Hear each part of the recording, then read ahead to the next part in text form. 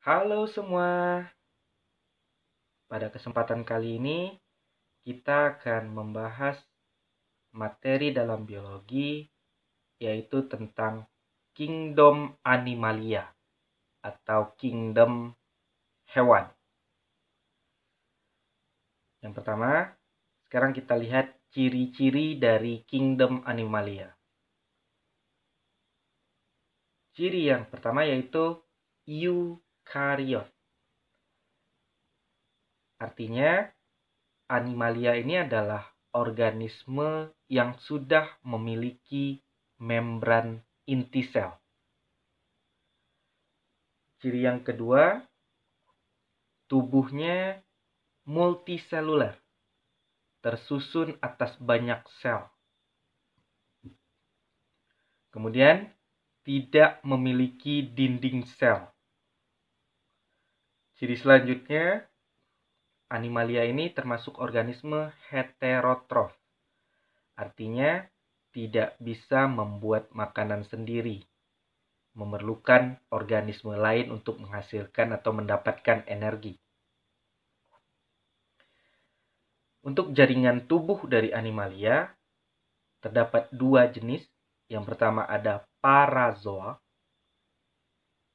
makhluk hidup atau kingdom Animalia yang anggotanya belum memiliki jaringan sejati. Contohnya Porifera. Yang kedua, Eumetazoa, memiliki jaringan sejati. Contoh dari organismenya nanti mulai dari Solenterata sampai ke vertebrata. Tubuh dari hewan Eumetazoa atau hewan yang memiliki jaringan sejati terdapat dua jenis. Yang pertama ada hewan radiata atau bentuk tubuhnya simetri radial. Simetri radial ini memiliki bagian tubuh yaitu ada bagian atas dan bawah. Bagian atas dikenal dengan istilah dorsal, dengan bagian bawah kita kenal dengan istilah ventral. Contoh dari hewan yang memiliki tubuh simetri radial yaitu Porifera, ada Solenterata, dan Echinodermata. Yang kedua, tubuh dari Eumetazoa itu ada yang berjenis bilateria atau simetri bilateral. Hewan yang termasuk dalam kelompok ini memiliki bagian tubuh yang terdiri dari 4 bagian. Ada bagian atas atau dorsal, ada bagian bawah, ventral, kemudian ada bagian depan, anterior, dan bagian belakang, posterior. Contohnya adalah cacing, serangga, dan banyak lagi jenis hewan lainnya. Jika dibandingkan dari kedua jenis ini, maka kelompok simetri bilateral jauh lebih banyak anggota kelompoknya dibandingkan dengan simetri radial. Jadi, hewan-hewan yang ada di muka bumi ini bentuk tubuhnya lebih banyak yang berbentuk simetri bilateral. Hewan-hewan Eumetazoa itu memiliki lapisan embrionik. Artinya lapisan yang terbentuk saat masih embrio. Lapisan embrionik ini ada 3 jenis. Yang pertama ada lapisan ektoderm. Ekto itu luar, derm lapisan. Jadi lapisan terluar dari lapisan embrionik. Ektoderm ini akan berkembang menjadi kuinsaf. Kita singkat dengan itu, di mana kepanjangannya ku itu kulit, in itu untuk sistem indera, saf itu untuk saraf. Selanjutnya ada lapisan mesoderm, lapisan tengah. Dan yang ketiga ada lapisan endoderm atau lapisan paling dalam dari lapisan embrionik. Lapisan endoderm itu akan berkembang menjadi cersan, organ-organ pencernaan dan alat-alat pernapasan. Nah, untuk mesoderm kita tidak perlu menghafalkan bagian-bagiannya karena cukup tahu ektoderm dan endoderm, maka selebihnya termasuk ke dalam mesoderm. Misalnya organ reproduksi, kemudian organ ekskresi, dan lain sebagainya masuk ke dalam lapisan atau berkembang dari lapisan mesoderm. Berdasarkan lapisan embrionik, maka kingdom Animalia itu terbagi menjadi dua jenis. Yang pertama ada kelompok diploblastik. Itu hewan yang hanya memiliki dua lapisan embrionik. Dua lapisan itu, yang pertama ektoderm atau lapisan luar, dan endoderm atau lapisan dalam.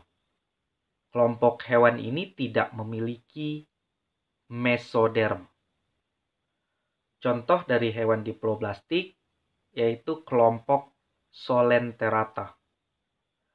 Untuk Porifera itu tidak masuk ke dalam kelompok diploblastik karena diploblastik ini pembagian untuk hewan eumetazoa, sedangkan Porifera termasuk ke dalam hewan parazoa atau belum memiliki jaringan sejati.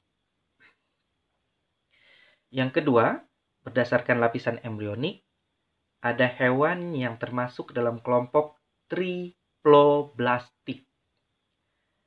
Hewan yang memiliki 3 lapisan embrionik. Jadi, mereka punya lapisan ektoderm, mesoderm, dan endoderm. Kemudian, berdasarkan ada atau tidaknya rongga pada tubuh, hewan-hewan triploblastik ini dibagi menjadi 3 kelompok. Yang pertama ada acelomata.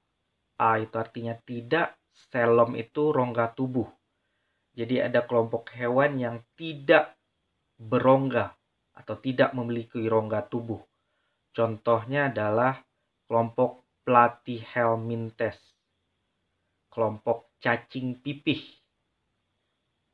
Kemudian yang kedua ada kelompok Pseudocelomata. Pseudo itu artinya semu, celom itu rongga. Jadi kelompok ini hewan-hewannya memiliki rongga semu. Apa itu rongga semu? Rongga tubuh yang tidak sepenuhnya dilapisi dari jaringan mesoderm. Contoh hewannya atau kelompok hewannya yaitu nematoda. Bahasa Indonesia kita kenal dengan istilah cacing gilik. Gilik itu artinya bulat panjang. Kemudian ada kelompok yang ketiga, triploblastik eucelomata, atau orang-orang juga mengenal dengan kelompok celomata. Eu itu artinya sejati. Jadi kelompok-kelompok hewan ini sudah memiliki rongga tubuh sejati. Contoh dari kelompok hewannya yaitu mulai dari Annelida, mulai dari kelompok cacing, sampai nanti ke vertebrata atau hewan yang memiliki tulang belakang. Berdasarkan ada atau tidaknya tulang belakang, maka ada 2 kelompok besar dari kingdom Animalia atau hewan. Yang pertama ada kelompok A atau invertebrata. Artinya kelompok hewan yang tidak memiliki vertebrate atau tulang belakang. Kelompok dari invertebrata ini terdiri dari 8 kelompok hewan. Yang pertama ada Porifera, hewan berpori. Kalau di kartun SpongeBob, ini adalah tokoh utamanya, yaitu SpongeBob. Kemudian ada Solenterata, hewan yang memiliki rongga. Contoh dari hewan ini adalah ubur-ubur. Jadi ketika SpongeBob libur dari kerja, maka dia bersama Patrick akan berburu ubur-ubur. Nah, untuk kelompok Solenterata ini, nanti kita akan bagi menjadi dua. Ada kelompok Cnidaria dan ada Ctenophora. Yang ketiga, ada kelompok Platyhelminthes. Platy itu pipih, mintes cacing. Cacing yang tubuhnya pipih. Contohnya adalah cacing planaria. Kemudian ada nematoda, cacing gili. Kemudian ada annelida. Annulus itu artinya cincin, jadi tubuhnya itu seperti cincin atau bersegmen. Kemudian yang keenam ada kelompok Mollusca, hewan yang memiliki tubuh lunak. Kalau di kartun SpongeBob, Gary peliharaannya SpongeBob, kemudian Squidward tetangganya SpongeBob. Nah, itu termasuk ke dalam kelompok Mollusca. Selanjutnya ada Arthropoda. Arthros itu artinya berbuku-buku, bersegmen-segmen. Poda itu artinya kaki. Jadi kelompok hewan ini adalah kelompok hewan yang memiliki kaki dan tubuhnya berbuku-buku atau beruas-ruas. Kalau di kartun SpongeBob, tokohnya yaitu Tuan Krabs, si kepiting, kemudian Larry. Yang kedelapan ada Echinodermata. Kelompok hewan ini kalau di kartun SpongeBob adalah teman baik dari SpongeBob, si Patrick, bintang laut. Nah, untuk memudahkan kita dalam menghafal kelompok hewan invertebrata ini, kita bisa singkat menjadi Pak Sule, Plen, sama Eci. Pak itu Porifera, Sule itu Solenterata, Ple itu untuk Platyhelminthes, kemudian N-nya untuk Nematoda, A-nya untuk Annelida, M untuk Mollusca, A selanjutnya untuk Arthropoda, dan yang terakhir Eci untuk kelompok Echinodermata. Dan sekarang kita lihat kelompok hewan yang memiliki tulang belakang atau vertebrata. Untuk mudah mengingatnya, kita singkat dengan param. P yang pertama, kelompok Pisces. Kemudian amfibi, kelompok reptil, kelompok aves, dan mamalia. Kelompok pertama dari kingdom Animalia yaitu Porifera. Porifera ini merupakan hewan yang berpori. Kemudian termasuk parazoa, artinya belum memiliki jaringan tubuh sejati. Habitatnya di air laut dan ada sedikit di air tawar. Kemudian cara hidupnya heterotrof dengan cara memakan bakteri dan plankton. Kita lihat struktur tubuh dari Porifera. Kita tahu bahwa Porifera ini adalah penyusun terumbu karang atau koral di laut. Struktur yang pertama terdapat osculum. Ini adalah tempat keluarnya air.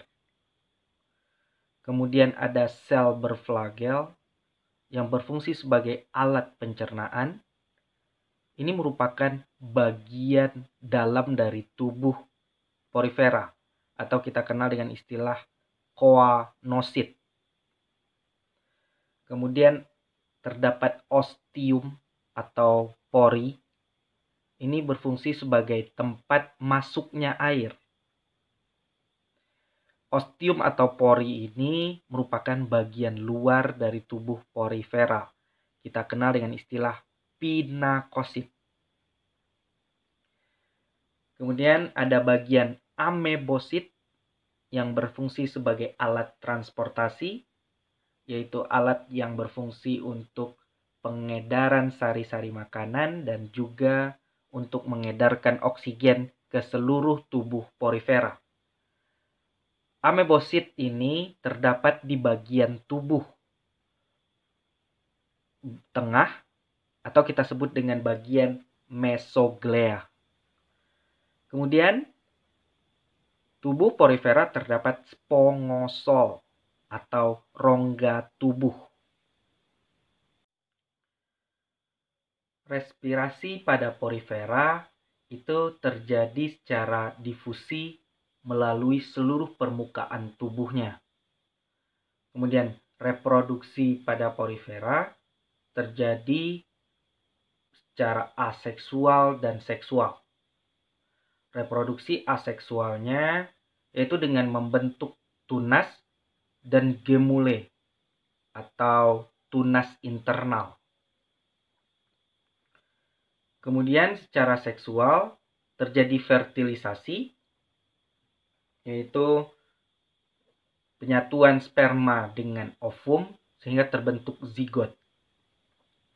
Fertilisasi ini biasanya terjadi pada porifera yang hemafrodit. Hemafrodit itu artinya bahwa individu yang memiliki dua jenis kelamin sekaligus. Jadi ada alat kelamin jantan dan alat kelamin betina. Tapi pada porifera ini, matangnya sperma dan ovum itu di waktu yang berbeda. Jadi mereka tetap memerlukan individu yang lain untuk melakukan fertilisasi atau perkawinan. Hasil dari fertilisasi ini akan membentuk larva berflagel yang kita kenal dengan istilah amfiblastula. Selanjutnya, porifera itu memiliki daya regenerasi yang tinggi. Artinya, mampu menumbuhkan kembali bagian tubuh yang hilang atau tubuh yang rusak. Kita lihat pengelompokan porifera berdasarkan tipe saluran air. Ada 3 tipe saluran air pada porifera. Yang pertama ada askon, kemudian sikon, dan yang ketiga leukon. Kita singkat dengan acelole. Oke. Askon itu merupakan tipe saluran air yang paling sederhana. Prosesnya, yang pertama air masuk lewat ostium atau pori, kemudian langsung menuju ke spongosol, dan keluar melalui osculum. Yang kedua, tipe saluran air sikon, prosesnya air masuk lewat ostium atau pori, kemudian menuju rongga bercabang-cabang yang berhubungan langsung dengan spongosol atau rongga tubuh. Kemudian air keluar lewat osculum. Tipe saluran air yang ketiga ada leukon. Prosesnya air masuk lewat ostium atau pori, kemudian menuju ke rongga-rongga yang tidak berhubungan dengan spongosol. Dan terakhir nanti air keluar lewat osculum. Kita lihat klasifikasi dari porifera berdasarkan zat yang menyusun rangkanya. Yang pertama ada kelompok calcarea atau calcispongiae. Kelompok ini rangkanya tersusun dari zat kapur atau kalsium karbonat. Contoh spesiesnya yaitu Leucoselenia. Yang kedua ada kelompok hexatinellida atau Hyalospongiae. Kelompok ini rangkanya tersusun dari zat silika atau kaca. Contoh spesiesnya yaitu Hyalonema. Yang ketiga ada Demospongiae. Kelompok ini rangkanya tersusun dari serabut spongin. Contoh spesiesnya ada Oscarella. Dan yang keempat ada Sclerospongiae. Kita kenal sebagai batu koral. Ini rangkanya tersusun sama dengan kalkarea, yaitu dari zat kapur atau kalsium karbonat. Contoh spesiesnya yaitu Ceratoporella.